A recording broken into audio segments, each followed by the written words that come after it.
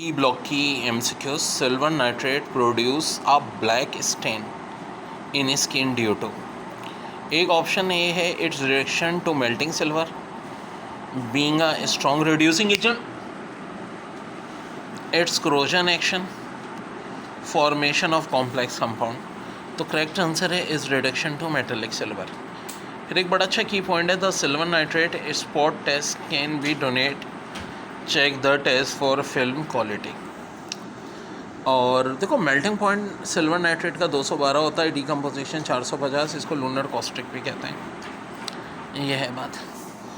एक और बड़ी अहम चीज़ है कि गन मेटल जो होता है उसमें 88% कॉपर होता है, 10% टिन होता है, 2% जिंक होता है। एक MCQs भी आई है कि gun metal is an alloy of, तो copper zinc and tin. Composition पे भी आती हैं MCQs, उसमें फ़र्ज़ करो आपको बाकी 2 दे दें और 1 ना दिया हो तो अंडरस्टूड से ट्रिक लगाओगे 100 में से बाकी 2 माइनस कर दो। जैसे कि एग्जाम में हुआ था, टिन की दी हुई थी 10, जिंक की 2 और पूछा था कॉपर की कितनी है, तो ऑफ कोर्स 88 होगी। बहुत रिपीटेड सवाल, the number of unpaired electron in gases species of V+3, Cr+3 and Mn+3 respectively. यार पहले देखो भाई, एक सीरीज़ होती है स्कैंडियम, टाइटेनियम, वेनेडियम। आम हालात में वेनेडियम की इलेक्ट्रॉनिक कॉन्फ़िगरेशन होती है 4s2 3d3। ये तब कह रहा हूँ जब ये खाली वेनेडियम होता है। जब क्रोमियम हो तो 4s1 3d5 हाफ फिल को प्रेफर करता है, और मैंगनीज की होती है 4s2 3d5। अब थोड़ा दिमाग सोचो, अगर Cr+3 हो तब तो बड़ा आसान है भाई कि D के जो 5 अनपेयर्ड है ना, देखो अभी 6 अनपेयर्ड हैं इसमें, D के 3 अनपेयर्ड कम हो जाएंगे, 5 में से 2 अनपेयर्ड रह जाएंगे, ये स्ट्रक्चर हो जाएगा 4s1 3d2। तो कितने अनपेयर्ड रहेंगे, 1 S का और 2 D के 3। तो क्रोमियम +3 का तो बड़ा आसान है भाई, 3 अनपेयर्ड इलेक्ट्रॉन। लेकिन कहानी में ट्विस्ट आता है जब हम बात 4s2 3d5 की करते हैं। अभी देखो इसके 5 अनपेयर्ड थे, तो बज़ाहिर लगता है कि भाई हमने 3 कम कर दिए तो ये 4s2 3d2 रह जाएगा, लेकिन रियलिटी में ऐसा नहीं होता। हाफ फिल को प्रेफर करता है, तो S का 1 यहाँ D में जम कर लेता है, 4s1 3d3। यानी कितने अनपेयर्ड इलेक्ट्रॉन होते हैं, 4 अनपेयर्ड, Mn+3 में, Cr+3 में 3। और V+3 के भी देख लेते हैं।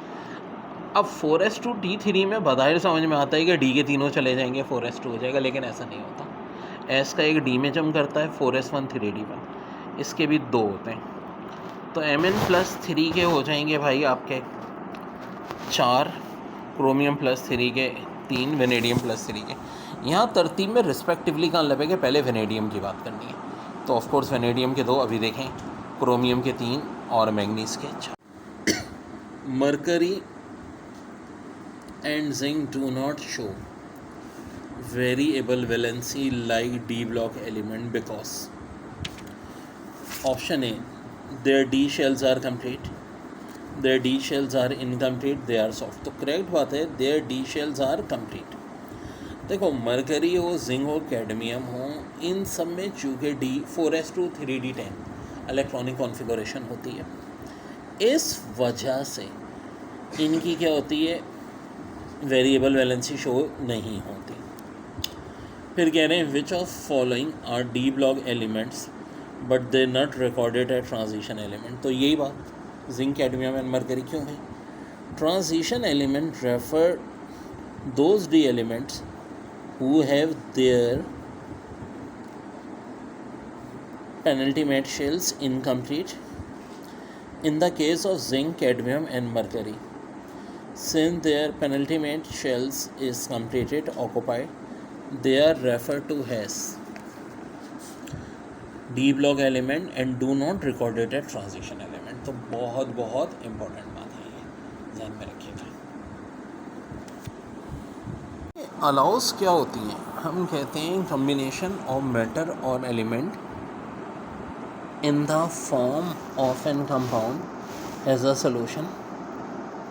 Transition elements are highly capable in forming allow because they have similar atomic size। ये बड़ा इम्पॉर्टेंट है। NR substitute each of their position in crystal lattice है। देखो जैसे कि ब्रास है 80% कॉपर है, 20% जिंक है, ब्रॉन्ज में 90% कॉपर है, 10% टिन होता है, अलावा हम खुद बनाते हैं डस्ट या रस्ट से प्रिवेंट करने के लिए। बेल मेटल में 80% कॉपर है, 20% टिन है, और जी मेटल यानी गन मेटल में 88% कॉपर, 10% टिन, 2% है। लेकिन अब बात यह है कि जैसे कि MCQs है, why do transition metal form allow so easily, तो अभी रीज़न हम पढ़ चुके हैं एटॉमिक साइज़ की वजह से। और भी ऑप्शन दिए थे, hard element, very light orbital configuration, तो असल रीज़न है इनका एटॉमिक्स। भाई एक एलिमेंट होता है अमेरिकन एलिमेंट, इसका सिंबल AM है, एटॉमिक नंबर 95 है, एक्टेनाइट सीरीज़ में आता है। अब दिलचस्प चीज़ है इसकी इलेक्ट्रॉनिक कॉन्फ़िगरेशन, गौर से देखो, 7s2 5f7, हमें पता है F में 14 होते हैं, तो F ऑर्बिटल इसका हाफ फिल्ड है। अब देखो इस चक्कर की वजह से इसकी ऑक्सीडेशन स्टेट बहुत होती है, +2 +3 +4 +5 +6 +7, सबसे ज़्यादा मोस्ट कॉमन जो स्टेबल होता है +3 में, उसके बाद +4 में, लेकिन 6 ऑक्सीडेशन स्टेट होती है इसकी। अब जैसे कि एक MCQ आई थी, विच of following element show maximum number of different oxidation state. तो देखो एक तो दिया इन्होंने लेंथेनियम, फिर एक्टेनियम, यूथेरियम, स्कैंडियम। देखो इन चारों की इलेक्ट्रॉनिक कॉन्फ़िगरेशन होती है S2D1। स्कैंडियम D ब्लॉक की पहली सीरीज़ का पहला मेंबर, यूथेरियम दूसरी सीरीज़ का पहला मेंबर, लेंथेनियम तीसरी सीरीज़ का, एक्टेनियम चौथी सीरीज़ का। इन सब की ऑक्सीडेशन स्टेट +3 होती है। ये बात इसलिए बड़ी है, हमें बहुत आती है MCQs कि लेंथेनियम की ऑक्सीडेशन स्टेट बताएं, एक्टेनियम की, स्कैंडियम की, यूथेरियम की, सबकी +3 होती है। लेकिन हाँ अमेरिकन की तो बहुत सारी होती हैं भाई। सवाल यही पूछा है कि सबसे डिफरेंट ऑक्सीडेशन स्टेट किसकी होती है, इसकी +2 से लेके +7 तक 6 डिफरेंट होती हैं। तो करेक्ट आंसर हो जाएगा, which of following products are obtain when Na2CO3 is added to a solution of copper sulphate. Option a sodium sulphate and copper carbonate, option b sodium sulphate, copper carbonate and carbon dioxide, option d. तो correct answer है इसमें sodium sulphate and copper carbonate. फिर है in FeCO5 iron copper bond possesses, तो both sigma and pi character. फिर अगली MCQ है, which of following has highest atomic number. यार ये बड़ा है, देखो स्कैंडियम का 21, टाइटेनियम का 22, वेनेडियम का 23, और स्कैंडियम सीरीज़ के ये पहले, दूसरे, तीसरे मेंबर हैं। स्कैंडियम के नीचे यूथेरियम होता है, 18 ऐड करो 39, फिर लेंथेनाइट होता है 57, और एक्टेनियम का नंबर होता है 89, तो ऑफकोर्स एक्टेनियम होगा। Where does the last electron of D element go, तो याद रखो ये हमेशा होगा N-1 D। देखिए कह रहे हैं विच ऑफ फॉलोइंग मतलब है इनमें से D block element can show the highest oxidation in its compound, chromium, copper, iron, manganese. तो इनमें ऑफ कोर्स सबसे ज़्यादा किसकी होगी, मैग्नीज की, और कितनी होगी, +7। वैसे तो ऑस्मियम की 8 होती है, लेकिन मैंने ऑस्मियम का ऑप्शन नहीं दिया था। फिर कह रहे हैं for which of the following transition metal thus it ground state atom have an unpaired electron in an S orbital, तो ऑफ कोर्स क्रोमियम होगा इनमें से। देखो क्रोमियम की होती है D5S1, मोलिब्डेनियम और टंगस्टन की भी यही होती है D5S1 electronic configuration, very very important. अब क्रोमियम हो चाहे मोलिब्डेनियम हो, टंगस्टन हो, इन सब में होती है।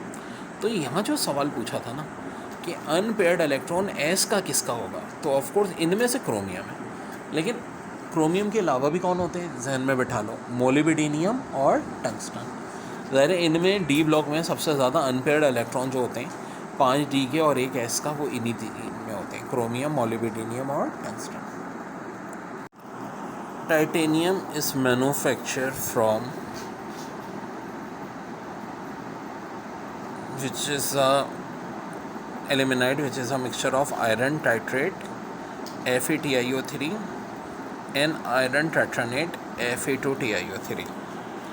What are the oxidation number of titanium in these two compound? देखो पहले देख लेते हैं यहाँ पे देखो आयरन की मोस्ट कॉमन 2 है, जब किसी और की निकालनी हो तो बाकी सबकी हम मोस्ट कॉमन लेते हैं। आयरन की +2 लेंगे, ओ की मोस्ट कॉमन -2 लेंगे, ठीक है, +2। टी को चाहिए x मान लें, ओ को -2 4 से मल्टीप्लाई करते हैं, +2 और -8 इस तरह से इसकी निकलेगी, ठीक है। यहाँ पे भाई ये O3 है, इसको ज़रा क्रैक कर लीजिए, ये O3 है, ठीक है। तो 3 से मल्टीप्लाई करेंगे तो ये +4 आ जाएगी। और इस केस में देखें Fe2 TiO3। अच्छा एक चीज़ और है, यहाँ 3 देने का मतलब है और यहाँ 2 देने का मतलब है कि इंटरचेंज किए इन्होंने वेलोसिटी। खाली TiO3 की ज़ाहिर है 2 होती है, आयरन की भी 2 होती है, तो ऊपर वाले में तो आयरन की 2 ही थी। यहाँ कैसे पता चल रहा है 3 है? देखो TiO3 की +2 होती है, इधर दी हुई है, इसकी 3 है, ये इधर दी हुई है, तो 2 आयरन +3, फिर 3 ये कंपाउंड है, Ti को हम Y मान लेंगे, ऑक्सीजन को -2 × 3, वही वाली बात = 0, +6 3Y -6 = 0। यहाँ से हम Y की निकाल लेंगे जो कि आ जाएगी हमारे पास +4, क्योंकि देखो ये -6 जब 3 से मल्टीप्लाई होगी -12 +6 3Y बराबर आएगा 12 के, Y आ जाएगा